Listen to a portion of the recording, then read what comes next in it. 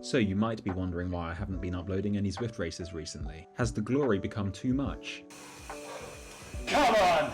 Or can I just not handle any more defeats? No! Maybe it's because it's summer and I have a life off the bike. Just kidding. Of course that's not true. The real reason is that I've been following a training plan, Zwift's FTP builder to be exact. This isn't the first time I've ever tried a training plan, but it is the first time I've ever finished one. So, let's see how I did. The first thing in any training plan is an FTP test. This allows the plan to be tailored to your specific level, making sure it's not too difficult or too easy, therefore maximising your gains. The way Zwift measures your FTP is using a ramp test. How this works is that every minute the power keeps ramping up until your legs or your mind give in. It starts off relatively easy at 100 watts and you get fooled into thinking you can last all day. But then eventually you hit the wall and you need to start digging really deep. I managed to survive until 340 watts before succumbing to the lactic acid. This gave me an FTP of 263 watts. So, with the FTP test out the way, it's time to train. So this training plan takes 6 weeks. The first 4 weeks consist of foundation work. This is where you build your base, long rides at an endurance pace. Easy enough to be boring, but hard enough that you have to pay attention. The work here is around 75% of your FTP. As the plan progresses, the amount of time you spent in these endurance workouts increase. At the beginning, it's just 4-minute intervals, but by the end, you're doing it for 8 minutes.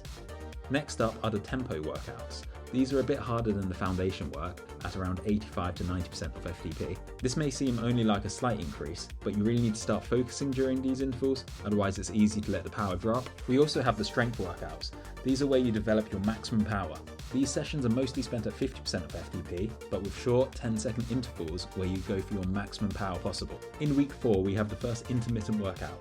This is the first workout that is really challenging, as we're upping the power to 100% of FTP. For me, this means 30 seconds of 265 watts, followed by 30 seconds of 190 watts. This is the first time I felt really challenged by this training plan. 265 watts is a lot of work and I can really feel it. Weeks 5 and 6 is when the real progress is made. The first 4 weeks are simply building foundation. Now it's time for the suffering to begin. So, threshold development. These are the most brutal workouts and where all the base building of the last 4 weeks pays off. Or not. 5-minute intervals at 100% of FTP, repeated 5 times. So in the next 2 weeks we have 4 of these really challenging workouts, with easier foundation work in between. But finally, after 6 weeks of training, the final workout has arrived. Right, last one, last workout, let's get it done.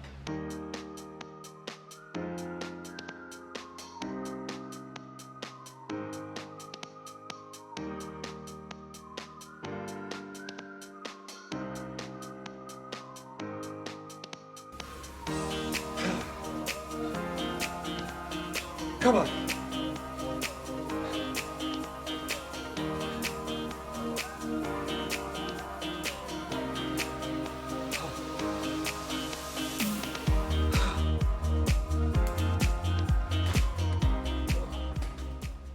That's it, all done.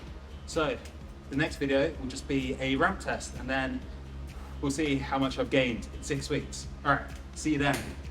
So over the last 6 weeks, I've covered 656 kilometers, burnt 16,000 calories and spent 27 hours on the bike. So let's see if it's all been worth it. All right, this is it. Ramp test time. This is it, let's do it. So here we go. This is where it all pays off. Just doing a quick warm up before we get into it. Last time I got to the 360 watt interval, but I gave up just as soon as that started. So that's the minimum aim for this, to try and make it through 360 watts. All right, let's see how I do.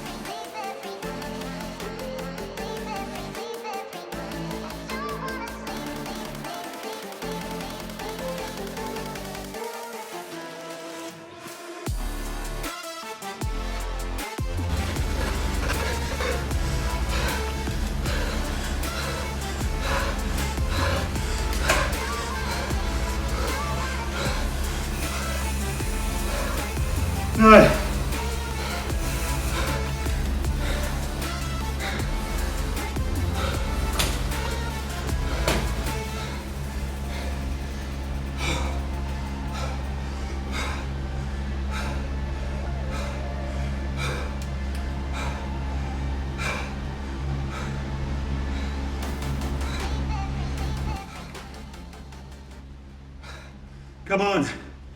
Get in there. 296. 296. 33 watts gained in 6 weeks. Come on.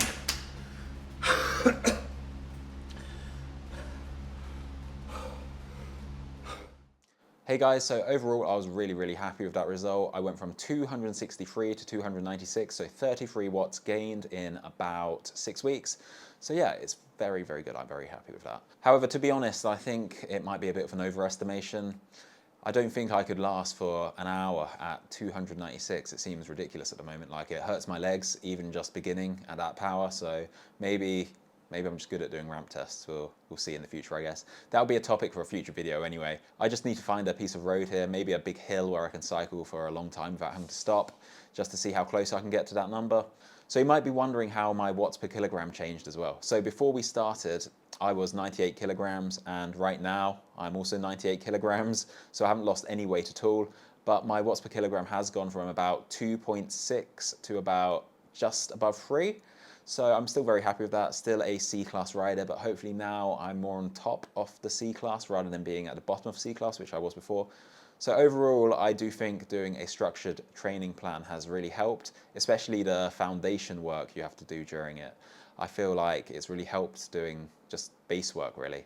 Just making sure you're on the bike, putting in the hours has been the most important bit. So before, I'd do maybe one Zwift race per week if I was lucky, and then spend the rest of the week not really doing much. But now I've been on the bike most days, so I really think getting the base built is very important. In terms of the plan itself on Zwift, I feel it's a bit confusing how it's laid out. The way it works is it just shows you your 5 workouts for the week, and then you can choose what order to do them in. I would prefer it if it put it on a calendar for you, or at least told you what order to do them in. Otherwise you can end up doing like 2 really hard workouts on consecutive days. I don't really know if that would make a difference, but it seems like you need to do a hard workout and then like an easy workout, so your body has time to rest. But that's not the way it works on Zwift. It's just like you choose whatever you want to do. So maybe that could be a change for the future. I'm also going to try out some other training plans in the future. I know that your first one, you apparently gain much more strength than you do in your preceding ones because of like diminishing returns. So yeah, I'm gonna try out some of the other apps like Wahoo System to see how they work really and see if they're any better. I've tried them before, but I never really stuck to a plan all the way through. So hopefully that'll also be quite handy. So yeah, coming up on the channel, there will be some content about my new FTP. I'll test it to see if it's really that accurate in real life. So I'll do maybe like a 20-minute hill climb test. I think that'll be the next one. Yeah, so recently I've done a power meter review and I bought a bike radar. So if you want to see those videos, you can check them out down below. Yeah, also I'll be back on the Zwift races soon, hopefully. Hopefully I'll be solid C-class now, being able to stick with the bunch more often than not. That'll be the goal anyway. So yeah, Zwift races, power meters, stuff like that, all coming soon. I do hope to go bike packing soon. That would be pretty cool. When the weather cools down a bit, so maybe in a few months I'll go bike packing and make a sort of vlog video about that. That would be pretty cool, I hope. Check out some other cities here in China, see what the countryside is like. So yeah, that's it for this video. I hope you enjoyed it. If you liked it, smash the thumbs up button, it really helps. And yeah, subscribe if you want to see more. Thanks for watching. I will see you in the next one.